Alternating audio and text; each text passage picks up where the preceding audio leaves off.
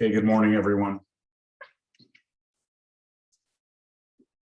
So the system, the Pearson system where you do your homework, it looks like it's back and working. I checked it last night and it seemed to be okay.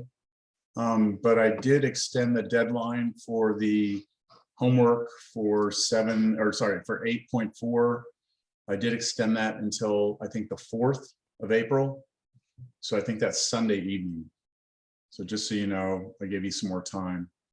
I also had sent out a document that had a bunch of problems on it. So what I wanted to do today was do the last two examples that I had not done last class. And then after we do those, I'll entertain any questions you might have over any problems that you may have tried. And then we'll move on to the next section. So are there any questions right now? Yes, sir. I didn't see 8.4 on the assignments for the online homework. You didn't see 8.4? Did No, anyone sir. else have that problem? I saw 8.3 and then 8.5. Me too. You didn't see it either? It disappeared. Like it was there, but it disappeared. When did it disappear? When When did you look? I tried to access it yesterday afternoon. Okay, let me go in here and just make sure. Maybe when I changed the due date, I accidentally, well, you know what? I think I hit save and not save and assign. That might be what it is. Yeah, I Let me saw check. it yesterday morning because I kind of tried to get started on it, but then it wouldn't load. So, but it I was think because see how it says unassigned? When I changed the due date, I forgot to hit assign. I have to say save and assign. Okay. Let me go back to course home. Okay, it should be there. You can see here that it's set for the 4th of April. Sorry about that. If you had already done it before I did that, then you didn't have a problem, but okay, that should be fixed. Okay, so how is this going? I mean, for those of you who've tried this, how's this proving or establishing the identities going for you? Is it, are you starting to get a little more comfortable with it, or is it still like it's scary? really hard. I'd say It's it's what, reasonable. Carolyn? It's Still reasonably. pretty hard. Yeah. Okay, let's try this one. Okay, so we're going to try and establish this identity that tangent of V plus cotangent of V over secant V times cosecant V is equal to 1. All right, so we'll start with the left-hand side because it's obviously the more complicated side, right? And let's start that left-hand side. I don't know. Anyone have an instinct as to what to do here? If it were me, I would change the tangent of V into sine over cosine. So just do everything in terms of sine and cosine. That seems reasonable. Tangent is sine of V over cosine of V plus cotangent, which is just that flipped over, cosine of V over sine of V. And then all of that over secant of V is 1 over cosine of V times cosecant of V, which is 1 over sine of V. Now we have something very important here. This is a plus and this is multiplication, right? So if we're gonna try and put these two together, we have to get a common denominator. These two are multiplied, so you just multiply straight across. And so you get 1 over just these two multiplied, right? So just be careful because the addition and the multiplication are going to require different sorts of algebra. I'm gonna try and put the numerators together by getting a common denominator. So I multiply each of the fractions by what it's missing. Oops. Okay, so I need a cosine V and a sine V in the denominator. So I multiply top and bottom here by sine, top and bottom by cosine. Let's see what we get. So I have sine V times sine V on the top. That's sine squared V.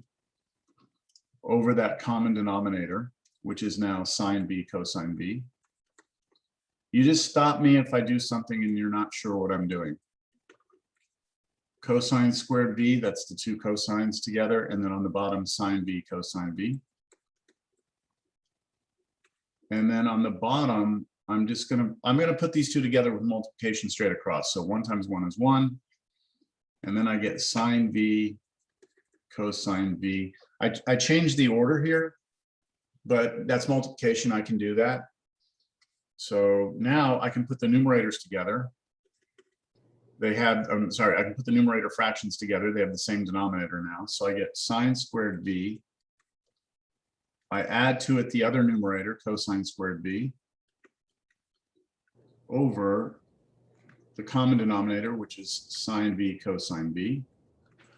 Then all of that, go ahead. I have a question. For Yep. the numerator, can't we just put 1 over sine v cosine v? Yeah, I'm gonna do that right now.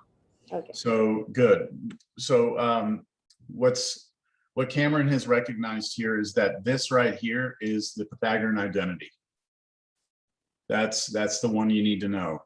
Okay, it comes up quite a bit. And in this case, we know that that turns into a 1. So this is going to become equal to 1 over sine v cosine v over the exact same thing, 1 over sine v cosine v. And you could at this point just say that this is equal to 1 because it's something over the exact same thing. But if you don't like that, you could just remember that this means to multiply this fraction by the reciprocal of the denominator. And now everything just cancels out. So you get sines cancel, cosines cancel, and all you're left with is 1. And that's the right-hand side. So we're done. So I think going and turning everything in terms of sine and cosine was a good approach here. Everything seemed to work out pretty clean. I felt that problem wasn't as hard. Like it flowed really well.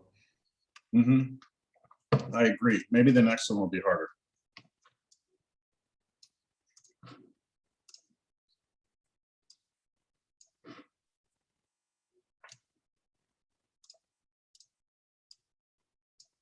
All right, so here we go.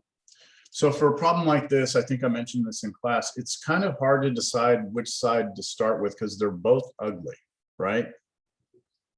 So I'm just going to start with the left-hand side because I have to choose, right? So start with the left-hand side. 1 minus sine theta over cosine theta.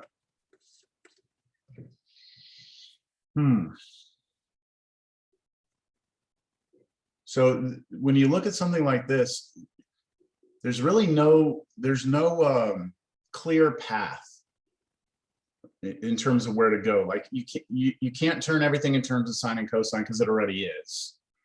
There's no like factoring we can do. I mean, it seems like, I don't know, doesn't it seem like there's no real clear way to go here? You know what I'm saying? Like, how are we going to turn this into this, right? So one way that you could approach this is to look at this side and then think to yourself, what would you need in order to turn it into this side? Well, one thing I know that I would have to have is my denominator needs to turn out to be 1 plus sine theta, right? I need that to happen. And right now I do not have a 1 plus sine theta anywhere here. So what I'm going to do is just be kind of clever. I'm going to take this side and I'm going to multiply the top and bottom by 1 plus sine theta. On the top, 1 plus sine theta. Now, again, the reason I'm doing this is because I know the right-hand side needs to have that and the left-hand side doesn't have it. So if I multiply these together now, the denominator will have the 1 plus sine theta. Now, on the numerator, when I multiply these two together, I have to put these in parentheses, and then I have to FOIL out the numerator. So this will become, let's see, 1. And then I'll have, be careful here, this is plus sine theta. And then the middle term is negative sine theta times 1. That's negative sine theta. And then the last one is a sine times a sine, and then one of them's a negative and one's positive, so I should get a negative. And then sine times sine is sine squared theta. And that's it from the FOIL. That makes sense? Now, in the denominator, you might be tempted to just multiply the cosine through, okay? Because, I mean, we multiplied out the numerator, right? So you might be thinking, oh, let's multiply out the denominator. But remember, we want our answer to have the 1 plus sine theta. We don't want to start making this more complicated by pushing the cosine into it. So I'm going to leave the cosine on the outside and leave this alone like that. Okay, I'm just going to leave it. And if things work out properly here, right, we should get this cosine theta to go away, because then we would have what's here on the right-hand side. Hopefully this cosine will go away. Let's see what happens upstairs in the top. The sines go away, right?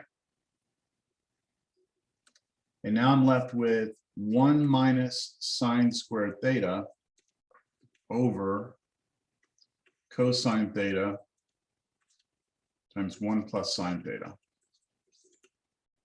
All right, so I'm still not here yet. I need a cosine theta on top. Go ahead. The numerator is the difference of squares. The numerator is a difference of squares. I agree that. So we could factor it, couldn't we? Now, if we factor it, aren't we going to get it back to where it came from, though? Isn't it going to go back to this? Right? So although I agree that it is a difference of squares, there's something else that's even better. And that is going back to the Pythagorean identity. This very important identity here, right? That we all have memorized now. And what we want to notice is that in this equation, if we move the sine squared to the other side, we would subtract sine squared on both sides, wouldn't we? We have now another way of writing 1 minus sine squared theta. We can write it as cosine squared theta. And that's the key to the problem here, is seeing that last step. This becomes cosine squared theta on top. Then we have a cosine theta. So Anna Marie, do you see why the difference of squares, we could have done that, but we're not going to? Yes, sir. And Okay. I had one other question. Yeah. The 1 plus sine theta that we used to multiply Yes. in the first fraction, would that Yep. be considered a conjugate? It happens to be the conjugate. It does happen to be the conjugate of the top. But when I was doing it, I wasn't saying, oh, let's multiply by the conjugate. I was saying, let's try and get the 1 plus sine theta on the bottom. So I forced it in there. And by doing that, I had to do it on the top. And it just turned out that it was the conjugate. Does that make sense? Yes, sir. Thank Yes. you. Okay. Okay, do y'all see what's going to happen here? We have 2 cosines here, so this is really like a cosine theta times cosine theta. And one of them goes away. And you're left with the 1 cosine that was still up there. And you're left with 1 plus sine theta on the bottom. And that's the right-hand side.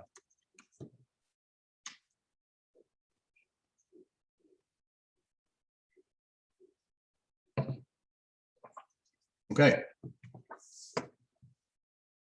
So did any of you try any of the problems that I sent that were not, where are they? Let me see if I can find them.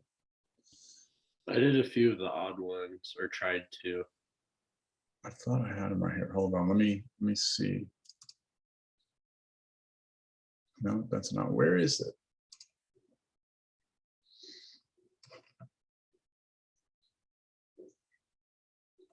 Hold on. I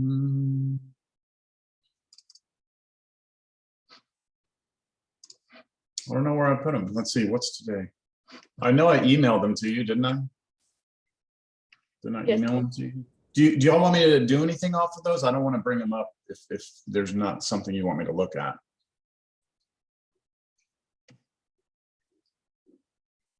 No? thought I had them here.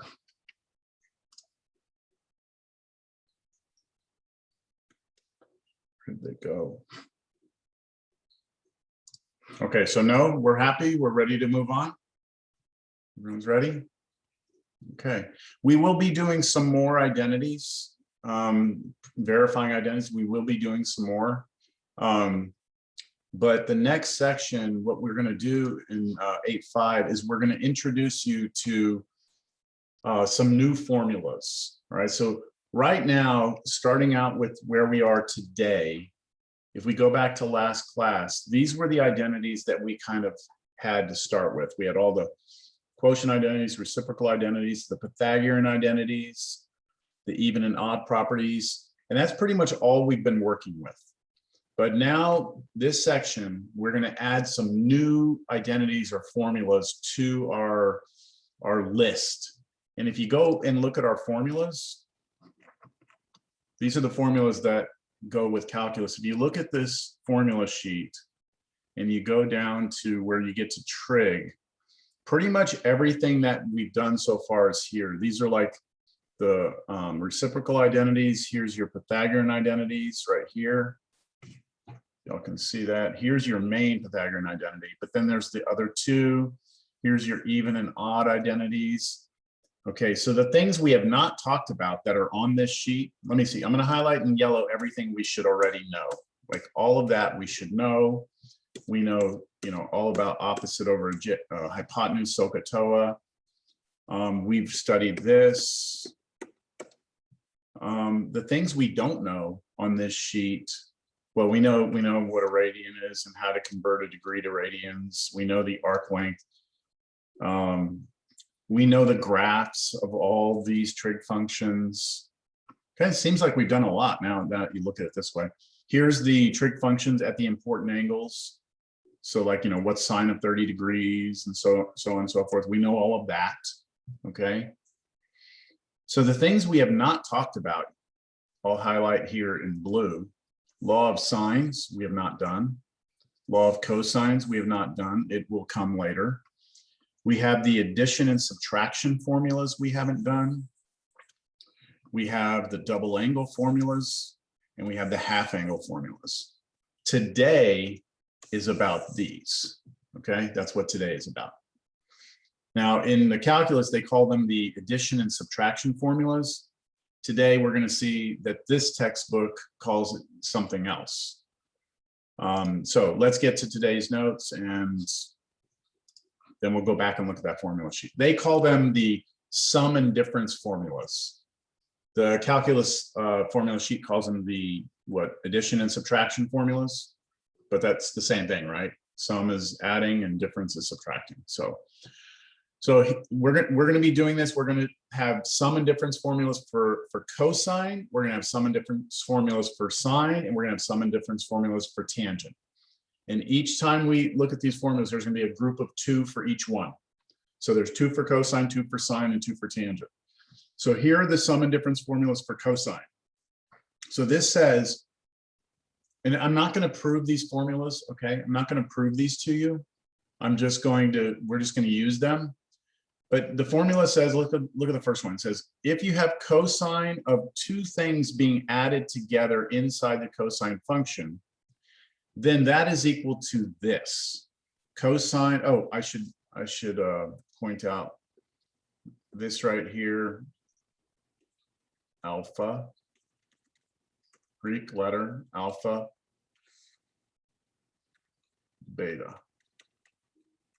Okay, alpha and beta. So cosine of alpha plus beta equals cosine alpha times cosine beta minus sine alpha times sine beta.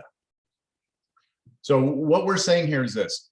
If you have cosine of, let's say, alpha plus beta, do not make the mistake of thinking you can distribute the cosine through and make this cosine of alpha plus cosine of beta. That is not correct, okay? The cosine function does not distribute through parentheses like a number does. You know, like if I put 2 times x plus 3, you distribute the 2 through and this becomes 2x plus 6. That's the way numbers work. Functions don't work that way. So if you have a sum inside of the cosine, you have to use this formula. All right. So let's see a couple of ways we could use this. This says find the exact value of cosine of 75 degrees. All right, so think back. Cosine of 75 degrees. We go to the unit circle. Cosine is the x coordinate, right? On the unit circle. We just need to go to 75 degrees. 75 degrees is somewhere around here. That's 75 degrees, because 90 degrees is straight up, right? And what we want to know is what is the x coordinate, right?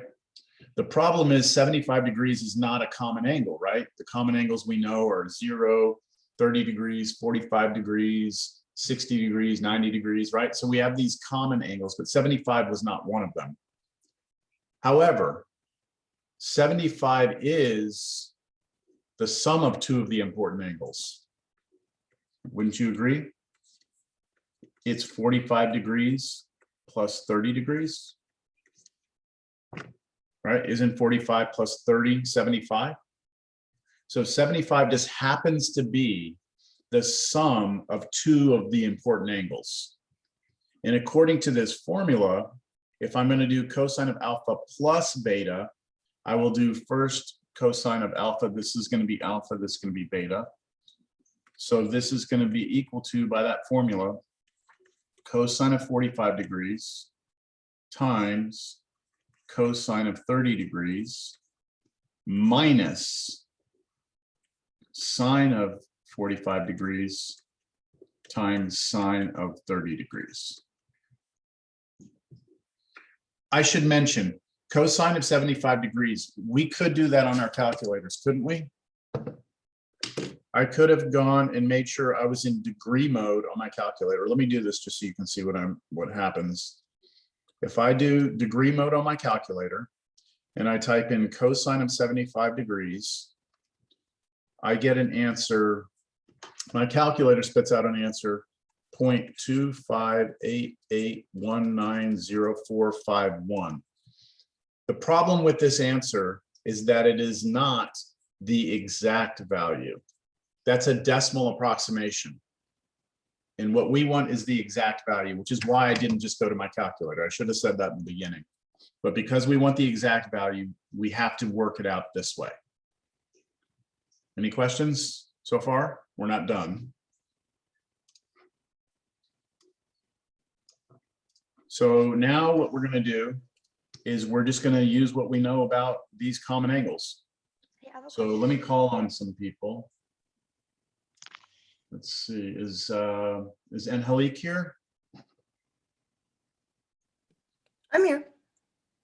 All right, so I'm going to be asking people if they know the trig values at common angles. Do you know what cosine of 45 is, Angelique? Root 2 over 2. Root 2 over 2, good. Okay, how about cosine of 30? Root 3 over 2. Root 3 over 2, good. Minus, how about sine of 45? The same one. Same, root 2 over 2. And how about sine of 30?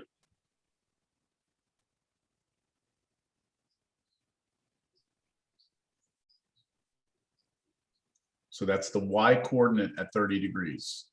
I said, oh, I'm sorry. I said 1/2. My Oh, you computer's did? like Okay, I freezing. wasn't sure if maybe I didn't hear you. Okay, good, 1/2, perfect. So if you, I'm not talking to you, Angelique, but you as a class, if you had to look at the unit circle to get those answers, okay, I mean, okay, that's okay, but you really want to get to the point where you're not having to look at the unit circle for that, where you're starting to get to that point. We're already halfway through this class, so when you get to a calculus class, you don't want to be, pulling out your unit circle to go find what sine of 45 degrees is. You want to know it. All right.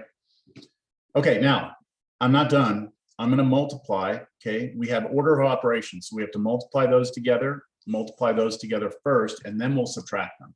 So when you multiply, you go straight across. So I'm going to make that a root 6 over 4. I'm getting root 6 because when you multiply two roots together, you can just multiply what's underneath them together. 2 times 3, that's 6. And then on the other one, root 2 times 1, that gives me root 2 over 4 also, 2 times 2. And since those both have the same denominators, I can put them together. So I take the root 6, I subtract the root 2, and I put it all over 4. And that is the exact answer.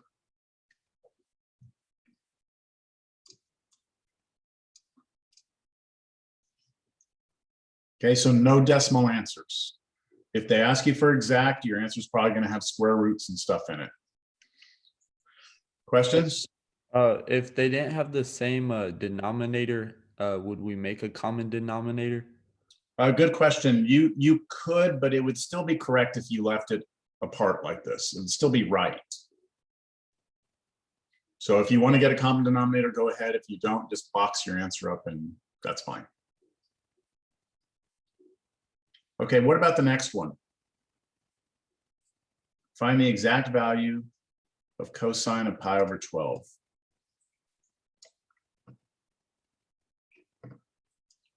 What are your thoughts here? Is pi over 12 a common angle? It's not a common angle. So is it the sum of two of the common angles? Or is it the difference of two common angles?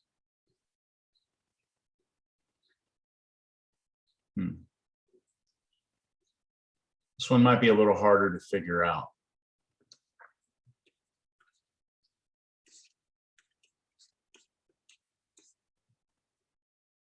Pi over 12. Think about where pi over 12 is, right?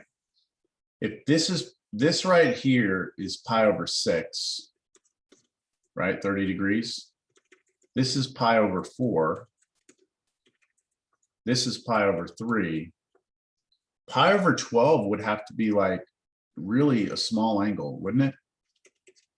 Because you're taking pi and cutting it into 12 equal pieces instead of here where it's 6 and here it's 4 and here it's 3. So we definitely can't add up these angles to get a pi over 12. We have to somehow subtract.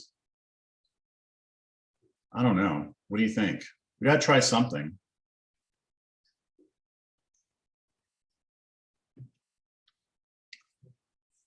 But let me just try something. I'm just going to be like scratch work on the side. What if I take pi over 3 and I subtract pi over 4? I would have to get a common denominator, wouldn't I? The common denominator would be 12. So I'd have to multiply 4 here, 3 here, 3 here. And if I do that, I get 4 pi over 12 minus 3 pi over 12. Hey, and look at that. That's 1 pi over 12.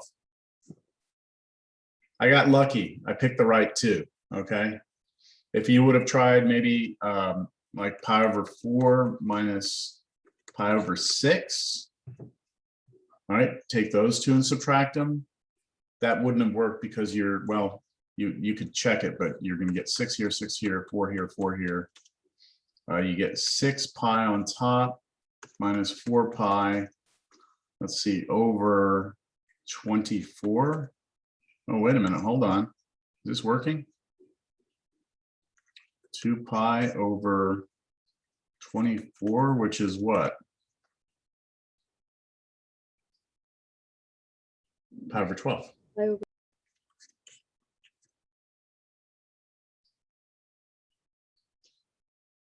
So they both would work, right? I could do pi over 3 minus pi over 4, or I could do pi over 4 minus pi over 6. Why is this working? This is kind of, this may seem odd to you that they are both working, but let me try and convince you why this is working. Let's take pi over 12 and convert it to degrees. Do you remember how to convert something to degrees? It's been a long time. 180 over pi. 180 over pi. You multiply by 180 over pi. So if you do this and you cancel the pi's out, you do 180 over 12, and you could do that on your calculator if you wanted to. You get 15 degrees. You get 15 degrees. So pi over 12 is 15 degrees. how many different ways could you get 15 degrees? You could do 60 degrees minus 45, right? That would give you 15 degrees. That's what we did here. Pi over 3 is 60 degrees minus 45 degrees, right? That gave us 15 degrees. Or you could have done 45 degrees minus 30 degrees. That would also give you 15, wouldn't it? And that's what I did here.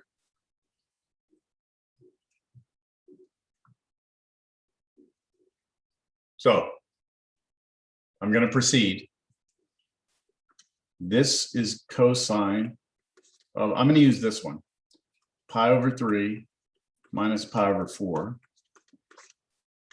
And according to the formula, if I have a difference, right? If I have a difference inside, it's the same formula as the one above, but it's a plus sign instead in between these. So I'm going to write, let me see if I can move this down.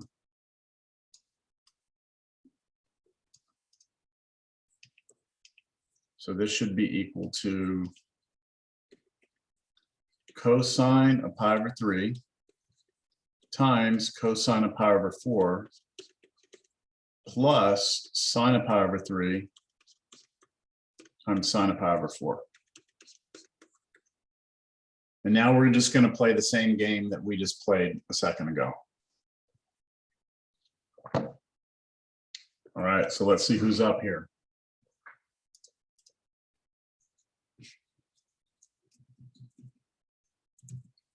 Sierra, are you there? I don't see Sierra. Joshua? Yes, Or sir. Josh? Yep. I know you always respond, but I'm just going to go ahead and go through the list here. So what do you got here? What's cosine of pi over 3?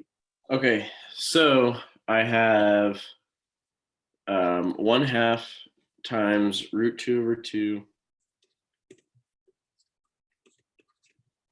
Plus, okay, plus we have sine, so root 3 over 2 times root 2 over 2. that's it. Y'all agree? All right, because I'm running out of room here, I'm going to multiply straight across. I get root 2 over 4 plus root 6 over 4. So this is root 2 plus root 6 over 4, and that's our exact answer.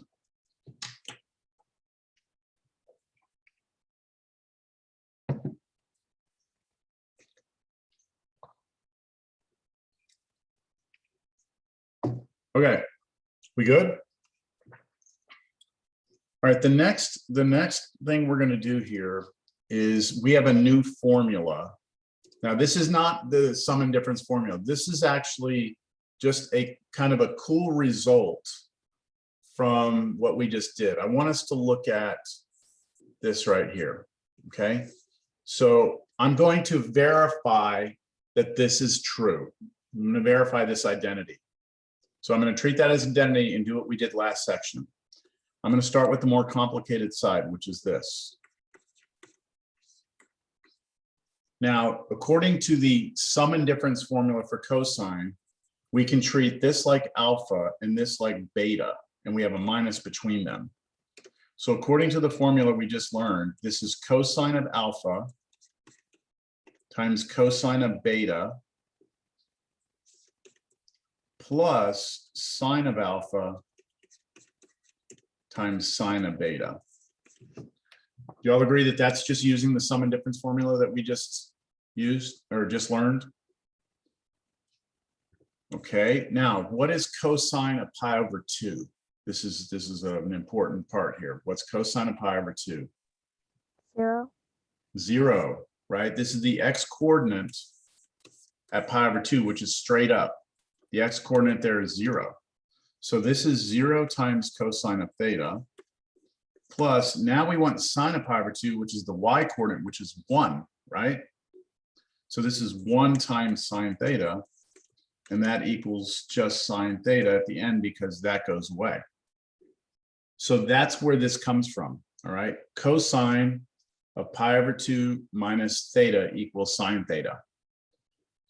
Now, the second equation here, just ignore it. We'll prove that in a little while. Okay, I'm not quite sure why the book gave both of them at the same time, but just know that we verified that the first one is true. All right. Okay, moving on.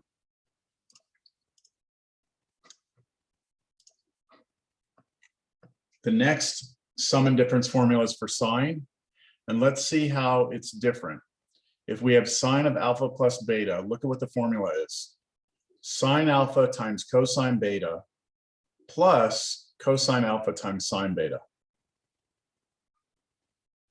So it's like you do sine of one of the angles and cosine of the other one. Then you add that to cosine of the first angle plus sine of, or times sine of the other angle.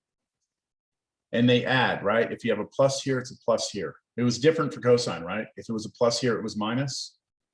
And then with the cosine, it was like cosine, cosine, sine, sine. Here it's different. And then for sine of alpha minus beta, if we have a minus here, we have a minus here, and then it's the same formula as up here, just a minus sign between. So let's see if we can't figure out this problem here. What is sine of 7 pi over 12? So 7 pi over 12 is not a common angle, right?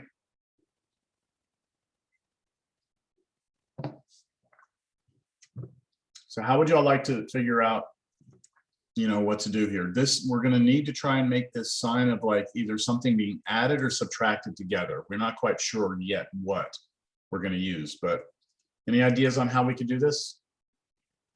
How would you do this? I mean, like if you were forced to do it at this point. Did y'all like going to degrees? Looking at it like in terms of degrees? Maybe that'll be easier for us. Personally, I would do 4 pi over 12 and 3 pi over 12.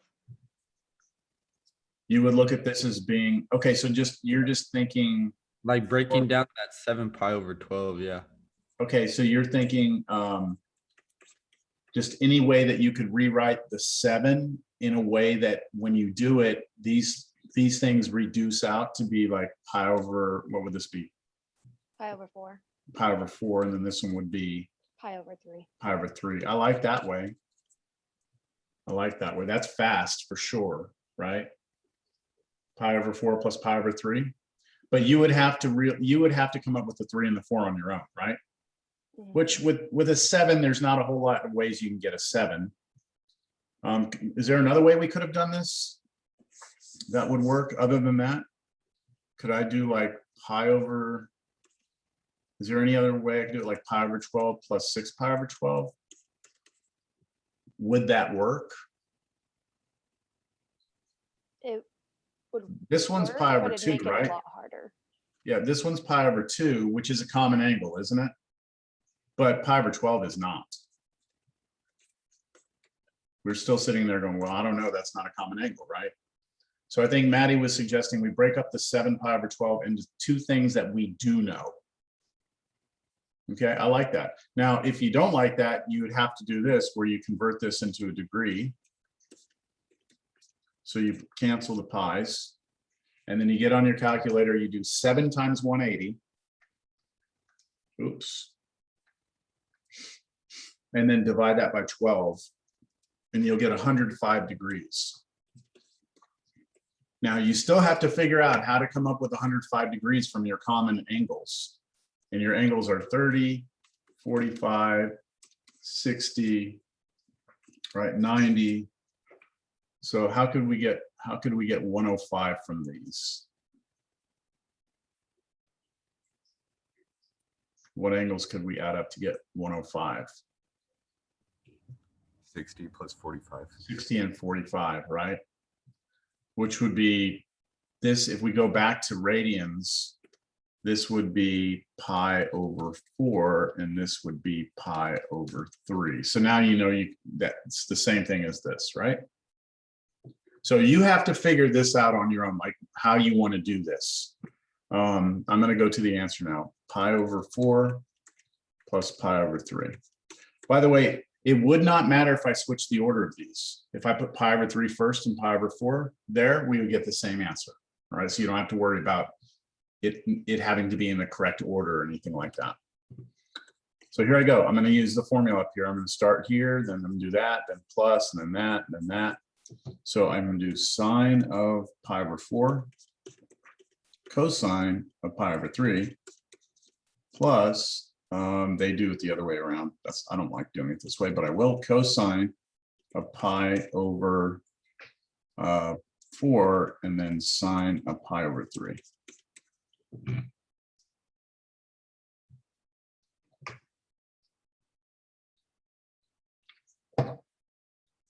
And then those are common angles.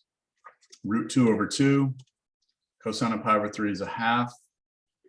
Cosine of pi over 4 is root 2 over 2. And sine of pi over 3 is root 3 over 2. So when you do this all together, you should get root 2 times root plus root 6 all over 4. Any questions?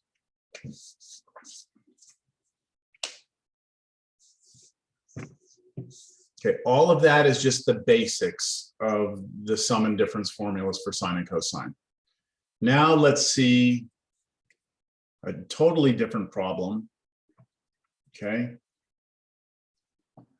It says, if sine of alpha is 4/5 and alpha is between pi over 2 and pi, sine of beta is -2 over root 5, which they're saying is the same as this if you rationalize, multiply top and bottom by square root of 5. And beta is between pi and 3 pi over 2. Then it asks you to find cosine of alpha, cosine of beta, cosine of alpha plus beta, and sine of alpha plus beta. What? Right? Caroline, are you okay? Fine, but this okay. is really complicated. Yeah. All right, so let's just handle this one thing at a time. Let's talk about this. We are told that sine of some angle is 4/5, and that our angle must be between pi over 2 and pi. Okay, so I'm going to draw this.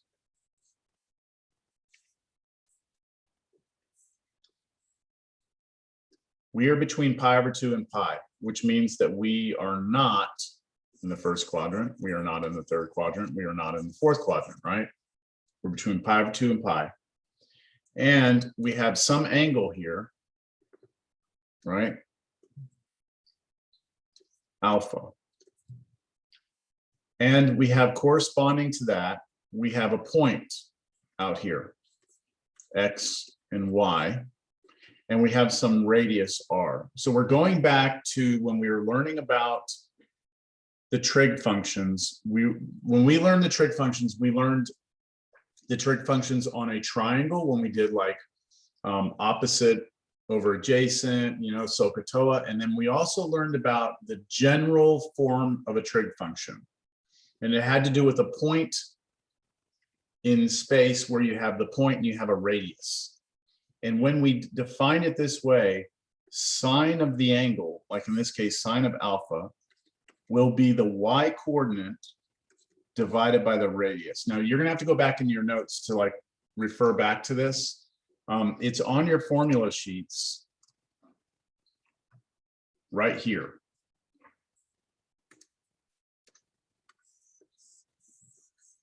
If you have a general point, you have an angle, theta, you have a general point x, y, and then you have the radius, which is distance from here to here.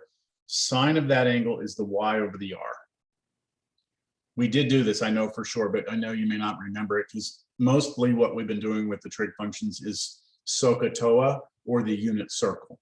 But this is another way to look at them. There's like 3 different ways to look at the trig function, so it can get a little confusing. So if sine of alpha is y over r, and they tell us that sine of alpha is 4/5, then do you agree that the y coordinate must be 4 and the r must be 5? Understand? So now what I can do is I can almost like draw a right triangle. This is 5, sorry, wrong one. The y coordinate is 4, and then the r is 5. What I'd like to know is what cosine of alpha is. That's one of the questions we're being asked, right? What's cosine of alpha? So to figure out what cosine of alpha is, I need to do the x over the r. So that again goes back to the formula sheet. Cosine of an angle is x over the r. So I need to find the x. So can we find this x value right here? Can we find this? That would be this side of the triangle, wouldn't it? Right there, it'd be this. So The Pythagorean theorem. yeah, we could use Pythagorean. Let's call this side x, and then use Pythagorean to say x squared plus 4 squared is 5 squared, right? A squared plus b squared is c squared. And that means that 4 squared plus 16 equals 25. Subtract 16 on both sides, you get 9. And then very important here, x must be plus or minus the square root of 9, which is plus or minus 3. Now, which one is it? Plus or minus? Minus, Minus, why? because where the x is, it's going into the negative portion of. That's right, we're in the Graph. second quadrant, everyone. So we have to move to the left by that amount and then up 4. So our x value is actually the -3. So that tells us that cosine of alpha is -3 over the radius, which was 5, and that's our answer. Understand? So let's see, what do we know right now?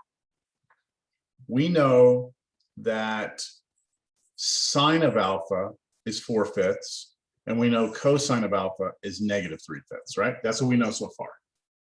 Now let's talk about beta, because they give us some information about beta. They tell us sine of beta is this, right? They tell us that beta is between pi and 3 pi over 2. So what I'm gonna do now is I'm gonna draw another picture of beta.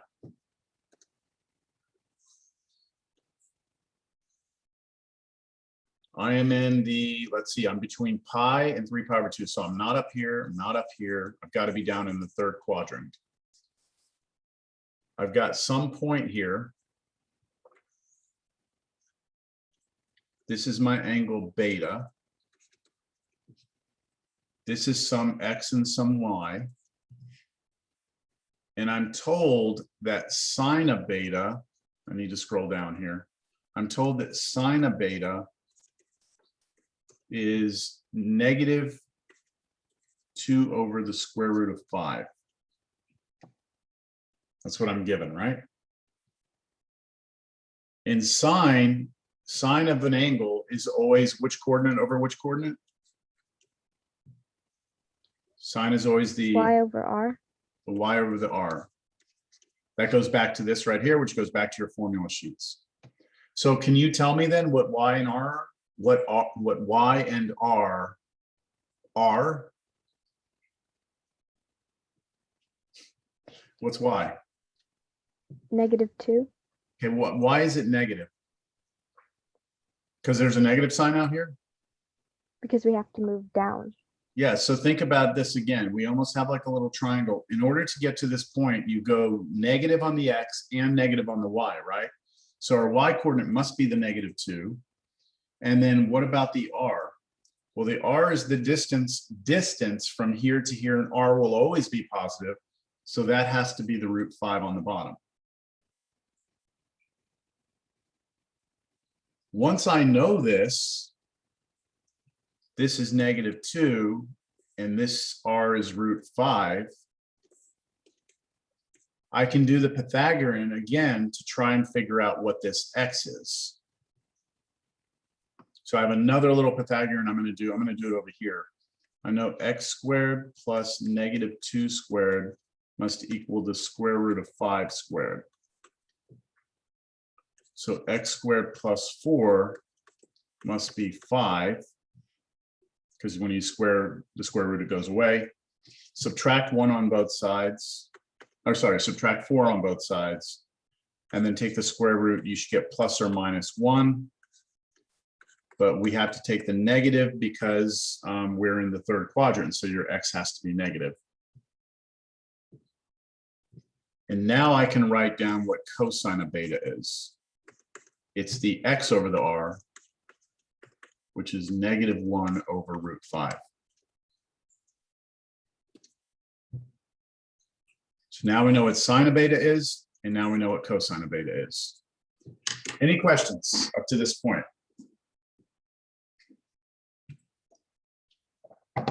So I think we can answer some parts of this.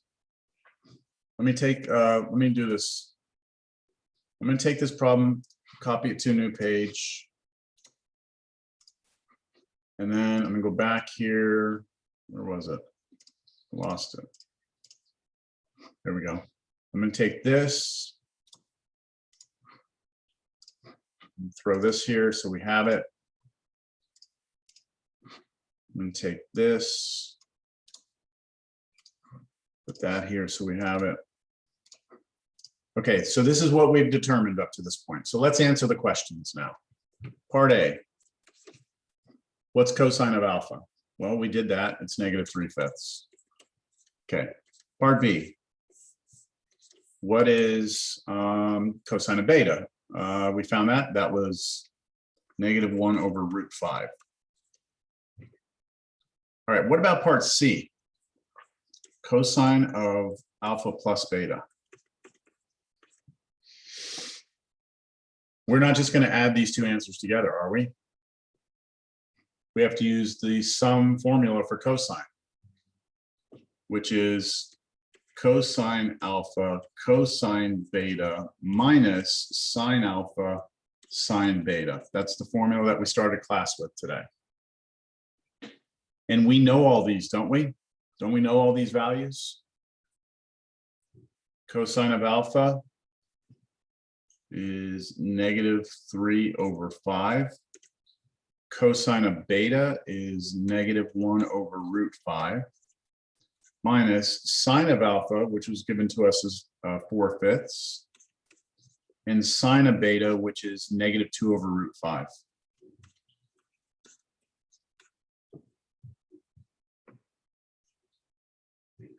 We have to multiply those together first, multiply those together next, and then we'll subtract them. All right, so let's see who's up here.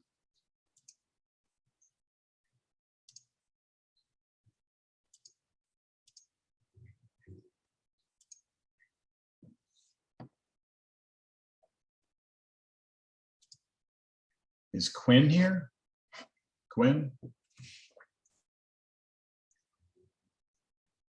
Quinn, are you there? No Quinn, all right. How about Allison? I'm here. Okay, Allison, Can you hear me? Yeah. when you multiply those straight across, what do you get? -3 times -1 is +3. And then 5 times square root of 5. Would that be 5 square root of 5 or would Yeah, just leave it. Yes, 5 root 5. We can just put it like that. minus -4 times -2 or 4 times -2 -8. So And minus -8 and then over 5 root 5 5 again. root 5. Yeah. Good. Now, if you can put these together, so what's going to happen? It's going to The happen, the minus and the -8 become 3 plus 8. which is Right. 11. 11 over 5 root 5. There you go. Okay. Good. So our answer is 11 over 5 root 5. For part C. For part D, we've got to do sine of alpha plus beta, which is, let's see, sine of alpha cosine beta plus or minus. How does it work for sine? Is it the opposite like it was for cosine or no? It's a plus. it's a plus, right? It's the same, and then it switches cosine alpha, sine beta. All right, so we just plug numbers in now. So sine of alpha is 4/5. Cosine of beta is -1/√5 plus cosine of alpha, which is -3/5 times sine of beta, which is -2/√5. And so you wind up getting -4/5√5 plus 6/5√5. And when we put those together, we get 2/5√5. So I went through that one a little faster, but it's just applying the same sort of idea as we did here to this. Any questions? Would we want to rationalize the denominator? If you want to, you can, you don't have to. So I'm going to put a star next to this problem because that is definitely a type problem I would put on a test for sure. I mean, just think about the amount of work it required, right? We had to really truly understand stuff that we've learned already, right? This first part where I drew the little, like what quadrant we were in and trying to figure out Pythagorean and all that, right? All this stuff is stuff we've done. So this problem tests to make sure that you know how to do that, right? And then on top of that, you have to implement these new formulas we have for the sum and difference. Okay, any questions?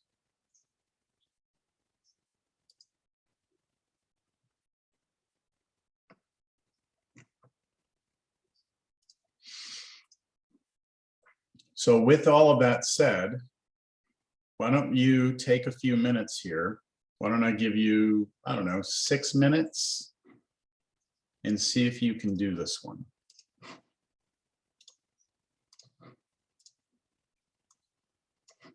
Starting now, I'll give everyone about 6 minutes to see how far you can get with this. This is back to last class, right? But now we have these new formulas, so you're going to need them. See how it goes.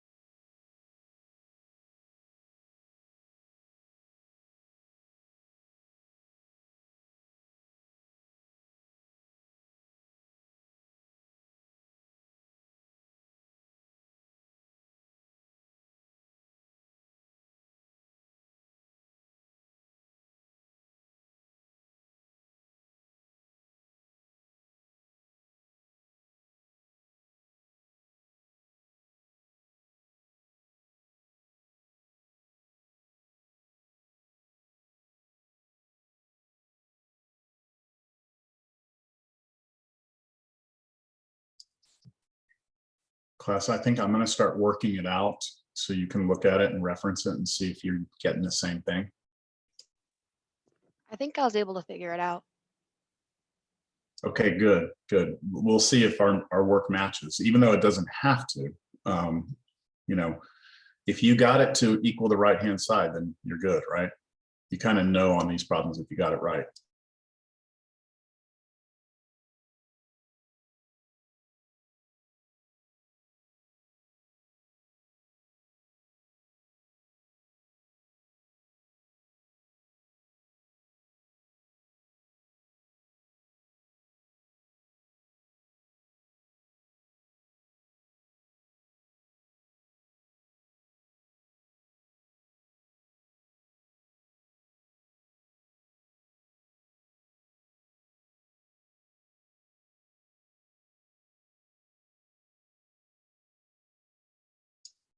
I'm going to wait right here.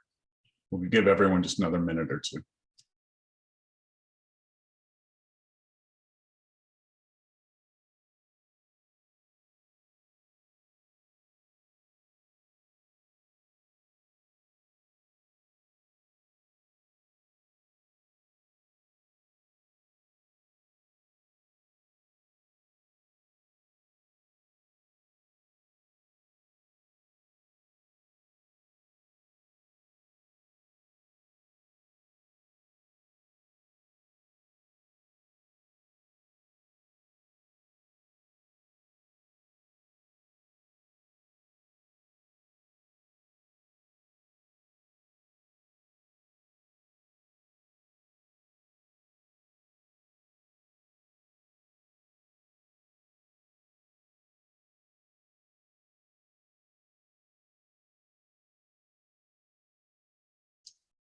Okay, I think that's enough time.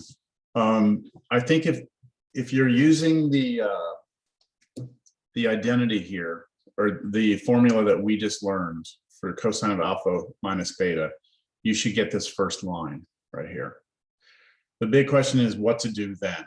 And there's lots of different directions you can go that would take you the wrong way. So Maddie, did you want to share? Did you do this and then do something after that? Yes, I did do that. And then I used the properties we discussed earlier. Yeah, to multiply it out like that. Then I separated it into two fractions. So I did cosine A, cosine B over sine A, sine B, plus sine A, sine B over sine A, sine B. And then the second fraction cancels out and turns into 1. Yeah, and that step right there is hard to teach, like why to do that. So do you have any, like what made you want to split it? Did you just see what was going to happen? Yeah, because I saw that the numerator and the denominator had like a common factor, but because it wasn't in both terms, I couldn't cancel it out. So I separated it into two fractions. Yeah, so right here, because these two match, you're tempted to want to cancel them, but you can't because there's an addition sign here. The best you can do is split it into two fractions, this over that denominator and then this over that denominator. That's the legal algebraic move that you can make. So that's what Maddie did. And then the right-hand part turns into a 1, which is very nice to see because our answer has +1. And then this over here, I turned that into cosine A over sine A times cosine B over sine B. yeah, you can just go like this. And then that turns into cotangent A times cotangent B plus 1.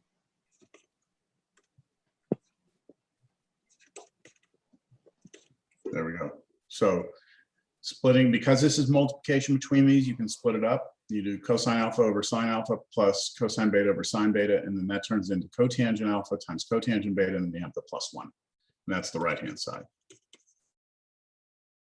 Check. Okay, good. All right, let's see what's next here. We've established this identity. Now we have two more sum and difference formulas, and these are for tangent. And these two formulas, you just need to know that they're on the formula sheet. Like all of these formulas are on the formula sheet. Okay, they have them separated a little different. They do the sines first, then they do the cosines, and then they do the tangents here. So just know that they're here. If you're going to be a calculus student, you really want to kind of, you know, try to memorize these. Try to memorize. And then these two, I would just say, no, they're here, okay? No, they exist, okay? Because these aren't used as much. These are used quite frequently in calculus. But if you can't memorize them right away, that's okay. All right, so I established this identity. I think I'm going to skip this. All this really means is that you just take this left side and you use this top formula. And then once you use this top formula, you can do some manipulation. You can get it to become tangent. All right, I'm not going to work through it. I'll just leave it for you as an exercise. I want to move on to the next Sorry, topic. could you scroll back up just real Yep, quick? yep. You just want to see the problem? The identities. The identities, there we go. Thank you. Mhm. Okay. Things are going to start to look weird now, okay? The types of problems we're going to be doing. We want to know what sine of cosine inverse, see the little -1 there? The inverse cosine of 1/2 is, plus sine inverse of 3/5. So, I mean, when you look at that, that should be like, whoa, where did this come from, right? Like this is like out of nowhere. So to do this problem, to figure out the exact value, right? The exact value, what we need to see here is that this is sine of alpha plus beta. Do y'all see that? This is sine of alpha plus sine of beta. So if I use the formula, we know that this will turn into, well, what's the formula for first? Let me go grab it. I'll just copy it real quick so I can use it. There it is. I'll just grab the one that we need, which is this one.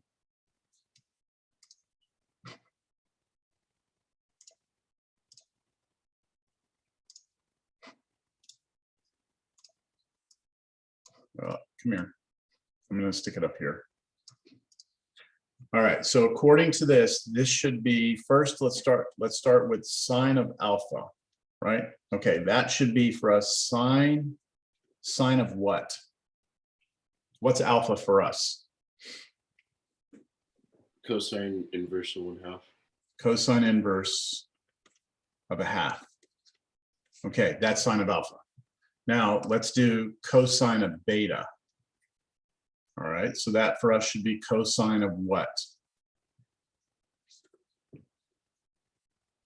The inverse of sine times 3/5. Inverse sine of 3/5. Okay, then we have our plus symbol. And now we move on. Okay, now we need cosine of alpha. So cosine of alpha, but alpha for us is cosine inverse of 1/2. And then the last thing we need is sine of beta, which for us is sine of, let's see, beta is the second one there, sine inverse of 3/5.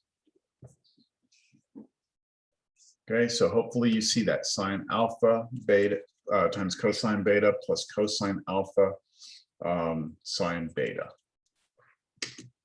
Any questions? Give me a second. I need to blow my nose.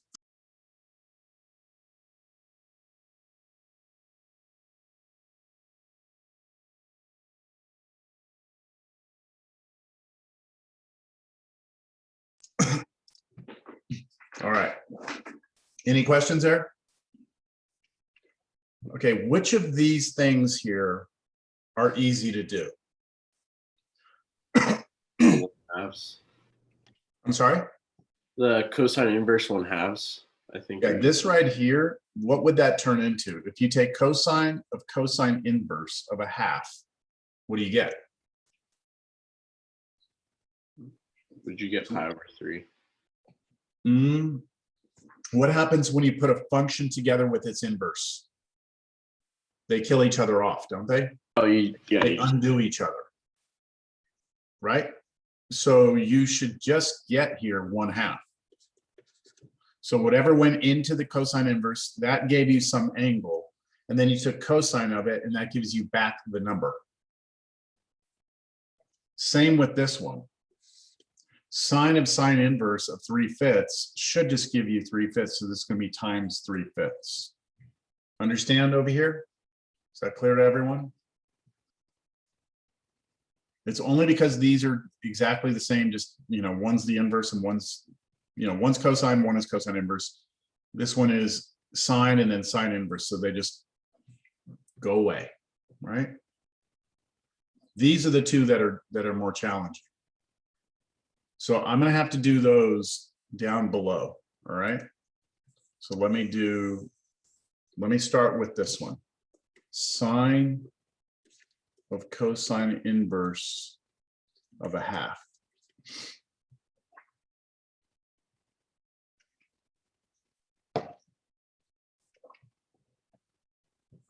This right here, cosine inverse of 1/2 spits out an angle or a number.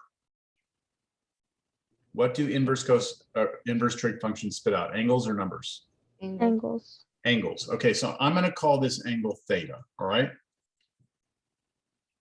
We've done this before also. Okay, this is if you don't recognize this, we've actually done a problem like this in the past. So that's an angle.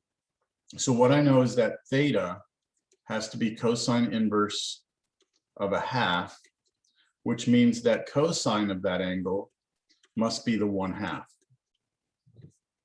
But cosine is always adjacent over hypotenuse. So if I draw a reference triangle, remember this, reference triangles? This would be theta, this would be 1, and this would be 2.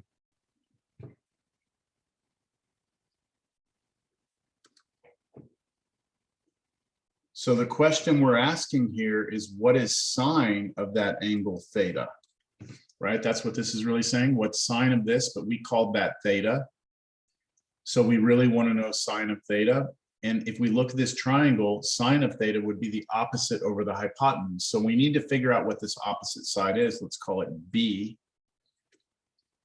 We know by Pythagorean 1 squared plus b squared is 2 squared. Right?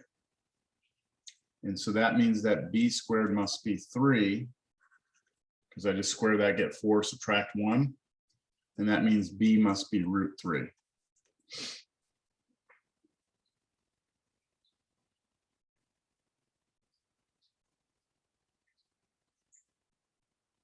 Well, let me do plus or minus. How about that? Plus or minus root 3. And then maybe someone can tell me why it's plus 3.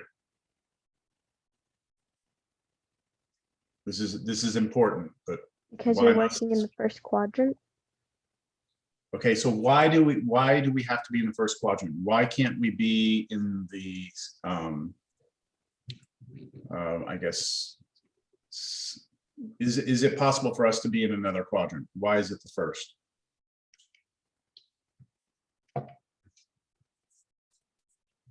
Because our x and y coordinates are positive. Off my picture? Yes. Okay, I agree. Off my picture, my x and y are positive, but that's not why we're forced into the first quadrant. It has to do with this right here. If we're talking about cosine inverse, then that has a domain restriction, doesn't it? The domain restriction for this is that your angle would have to be between 0 and pi. That's domain restriction on cosine inverse, which means that we can only be in the first quadrant, right? We can always be only be in the first or the second, right? You all agree? We could be in the first or the second. But it doesn't matter if we're in the first or the second. This is the y coordinate, isn't it? This is the up and down. If you're in the first or the second, your y coordinate's always positive. And that's why this has to be the positive root 3, not the negative. The negative would put you down in the third or fourth quadrants. So once we have what this is, root 3, then sine of theta is just the opposite over the hypotenuse. So this should be root 3 over 2. Now, I realize, everyone, that we could have done this without a reference triangle. We could have, because we could have said, where on the unit circle do you have an x coordinate of 1/2? And then you would say, oh, that happens at x coordinate is 1/2 at root 3 over 2. I'm sorry, pi over 3. And then you take sine of that and you get root 3 over 2. I'm doing this for a reason. Okay, the reason I'm doing all this because problems are not always going to be this nice, where these are common numbers. All right, look, are y'all okay? All we've done right now is figured out what this is. This is root 3 over 2. We still have to do this one. Right? So now I come over here and I say, all right, same thing. Cosine of sine inverse of 3/5. This one, you cannot get around it. You have to do a reference triangle. We're going to call this angle, let's call it theta again. So theta is sine inverse of 3/5, which means that sine of the angle is 3 over 5. So if we draw a reference triangle, call this theta, since sine is opposite over hypotenuse, we know this is 3 and that's 5. What we want to know is what is cosine of that angle, right? What is cosine of theta? So on our triangle, we need to find this x coordinate in order to figure out adjacent over hypotenuse. So we do our Pythagorean, x squared plus 3 squared equals 5 squared. And if you do this, you'll get x equals plus or minus 4. I'm not going to go through the work.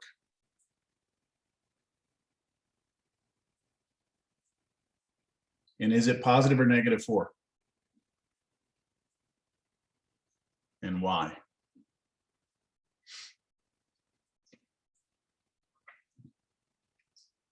Think about sine inverse. Where's the restriction?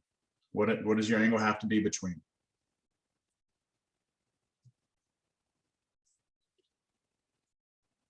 No?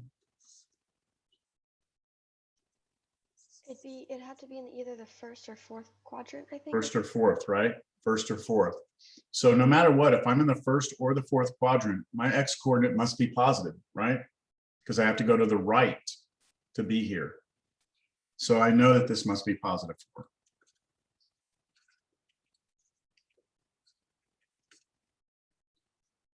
And once I have that this is positive 4, then cosine of that angle is adjacent over hypotenuse, so this would be 4/5. So that goes here. I'm out of room, times 4/5.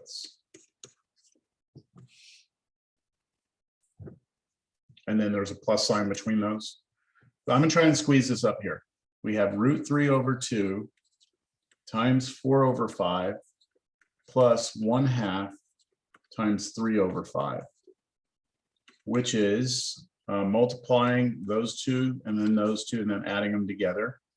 We should get 4 root 3 over 10 plus 3 over 10, which gives us our final answer, 4 root 3 plus 3 all over 10. Woo! How do you feel about that? It's long. It's long, right? So can you see that on your next test? I'm not going to have to ask you one of these questions by itself, right? I mean, that problem alone would have been a problem by itself in a previous section, right? I could go back and we could look at the homework for this. This right here would be its own problem. But now it's built into this problem, right? So if I just ask you one of these, you're going to have to demonstrate this to me. So I would anticipate seeing a problem like this on the test for sure.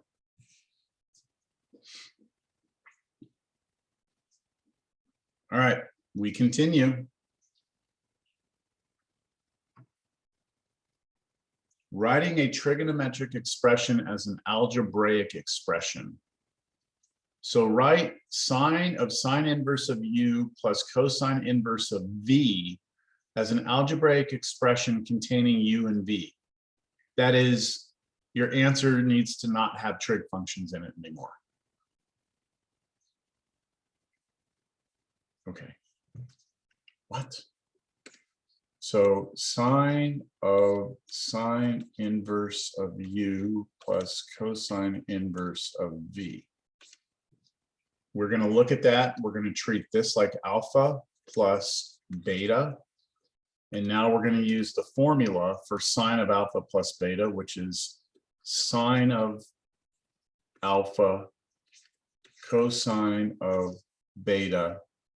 Is it plus or minus? It's going to be plus. It's going to be plus, and then now cosine of something, sine of something. Well, I just want to look at something real quick. Where's the problem we just did? Yeah, we just did this problem with alpha beta and it was plus in here. I wish they would have done cosine here. That would have been more interesting. So we're using this formula again, right? So for us, my alpha is sine inverse of u. My beta is cosine inverse of v. And then this one, I'm going to do cosine of which one? What goes here? Alpha. Inverse of sine. Alpha. So sine inverse of u. And then this one is going to be sine of what? Cosine inverse v. Cosine inverse v. So there we've got our alpha, beta, beta, alpha. Let me highlight the easy ones. Those two are the easy ones because those are just direct inverses. So this should turn out to be just u times, and this should just turn out to be v. These two are not as easy. So I'm gonna first do this one. I'm doing exactly what I just did a second ago. I'm gonna write down cosine of sine inverse of u.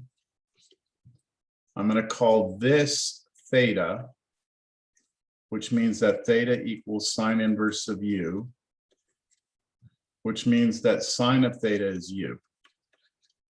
And then I'm going to draw a reference triangle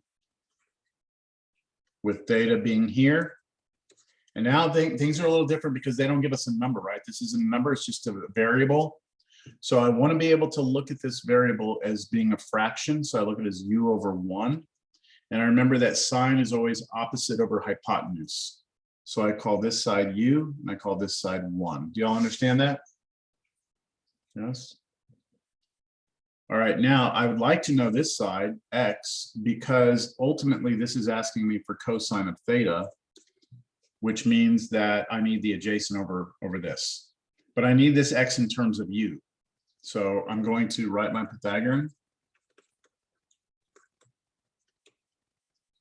And that means x squared equals 1 minus u squared. So what I'm doing is I'm moving the u to the other side and solving for x. And x must be plus or minus the square root of the right side. And be careful when you square root this, you can't do the square root of each one separately. You have to do the square root of the whole thing and just leave it like that. And it will be the positive answer because again, sine inverse is restricted into the first and fourth quadrants, which means your x coordinate must be positive. So we couldn't have a negative answer here. So our answer, our final answer here is cosine of theta will be this side, which we just said is square root of 1 minus u squared, adjacent over hypotenuse. So this over 1 is just itself.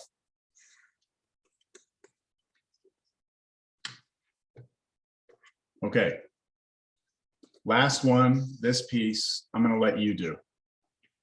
I'm gonna give you like 3 or 4 minutes to see if you can do that one. Just follow the same process.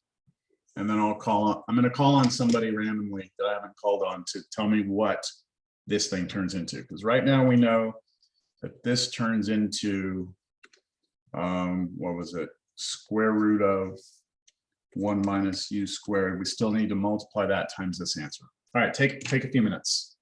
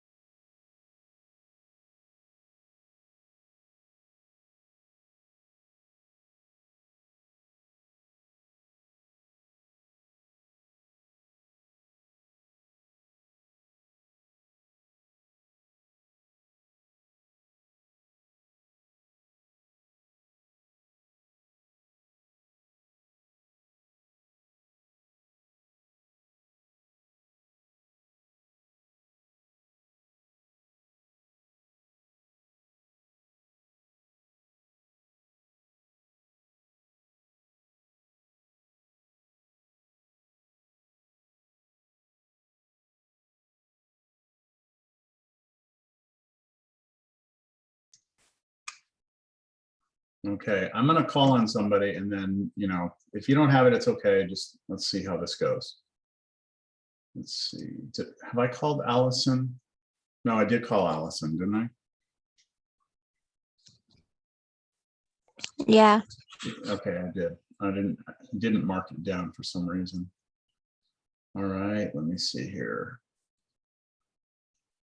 All right, James, I don't think I've called you in a while. Yes, sir. Yes, sir. Did you get an answer yet? No, so I was based off of, I was looking at the last problem that we did, and I'm getting confused on the part. So I understand where we just like on the left how we got the cosine all by itself, and I get confused with the Pythagorean theorem part. Okay, on do you how have a triangle? Do you have a triangle drawn?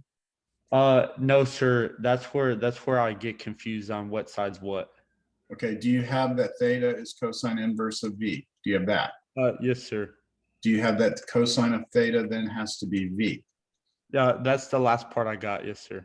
Okay, so remember, when you say cosine of an angle is something, you're saying that v is the adjacent over the hypotenuse, right? Because of cosine. Yes, sir. So let's look at v as a fraction, v over 1, right? Yes, sir. Okay, now if I draw a right triangle and I label this angle theta, then the adjacent side has to be v, and the hypotenuse would have to be 1. That makes sense? Yes. And so we want to know, this means that's theta right there. So we want to know sine of theta, James, which sine by definition is the opposite over the hypotenuse, right? Yes, sir. And so we need this opposite side. We don't know what it is. And then that's where we use the Pythagorean theorem. Yeah, and let's just call it y because it's like an up and down. So we have v squared plus y squared must be 1 squared, agreed? Yes, sir. Okay, and then let's solve for y squared. I mean, let's solve for y. So let's get the v squared to the other side. So I square the 1, I get 1, and then I move v squared over, it comes minus. And then I square root both sides. Make sense? Yes, sir. Now that's what the y is. And so go back up here to sine and give me the opposite over the hypotenuse. So what would opposite over hypotenuse be? So it would be the square root 1 minus v squared over 1. Yep, which is just the square root of 1 minus v squared, Yes, sir. right? And that's what I just stuck that up, square root of 1 minus v squared. And then I just put that answer right here. So this is it, everyone. It's u times v, so uv plus square root of 1 minus u squared times square root of 1 minus v squared.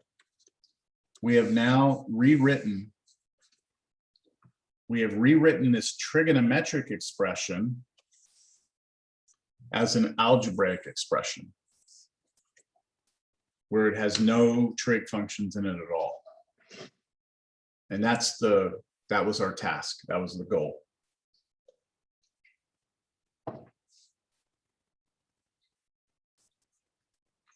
Okay, any more questions on this problem?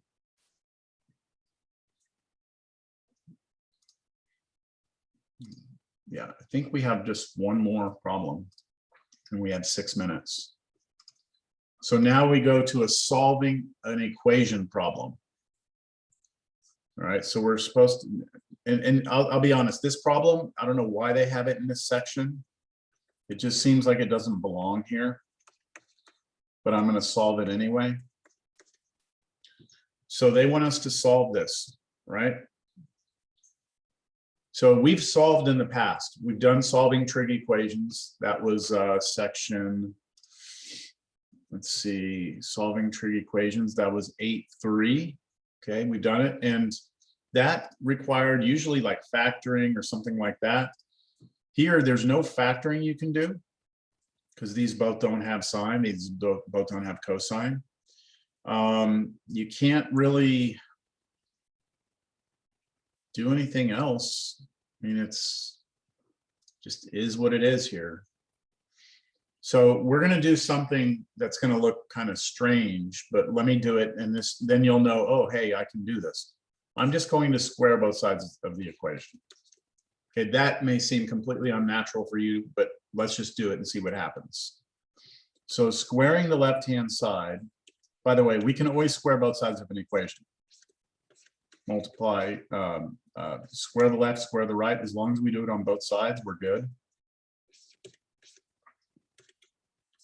We square the right side, 1 squared is still 1. We square the left side, we have to do sine theta plus cosine theta times itself, and then FOIL.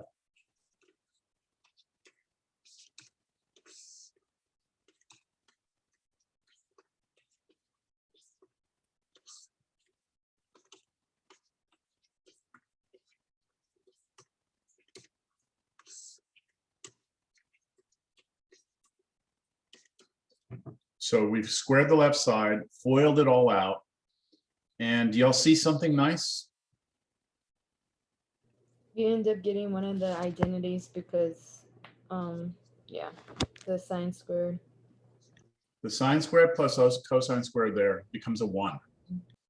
And these two are exactly the same, so I can add the two together. So I should get 2 of these sine theta cosine thetas. Then the sine squared and cosine squared became a 1, and that should be equal to 1. And now I can subtract 1 from both sides and get 0. Right, just subtract 1 on both sides. And then I can divide both sides by 2.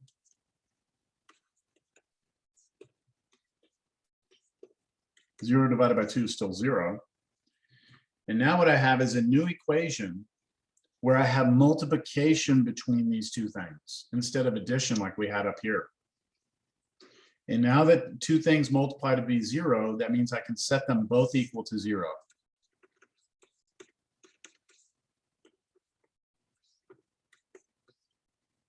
And everyone here should know that the places that theta is, I'm sorry, sine is 0, sine's the y coordinate is here and here. And then on the other one, the two places that cosine is 0 are here and here. And I should also mention that in the instructions here, it said only find the solutions between 0 and 2 pi. All right, so we're only going to have a couple answers here. From this one, we're going to have 0 and pi, right? 0 and pi. And then from here, we're going to have, let's see, pi over 2 and 3 pi over 2. Those are our two answers there. And so at this point, this appears to, we appear to have our answers, right? Doesn't it appear like we have our solutions? Yes. Okay, there's one more little catch. You must check your answers.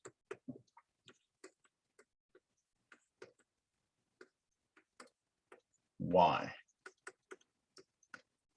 I haven't had you check your answers before. Why am I having you check your answers here? What do you think? Just because I feel like torturing you? Would it be because of the domain restriction, maybe? Well, we didn't use any arc sines or inverse trig functions at all, so we didn't have any domain restrictions. In our answers, we did only pick the answers between 0 and 2 pi, so not really. It has to do with this step.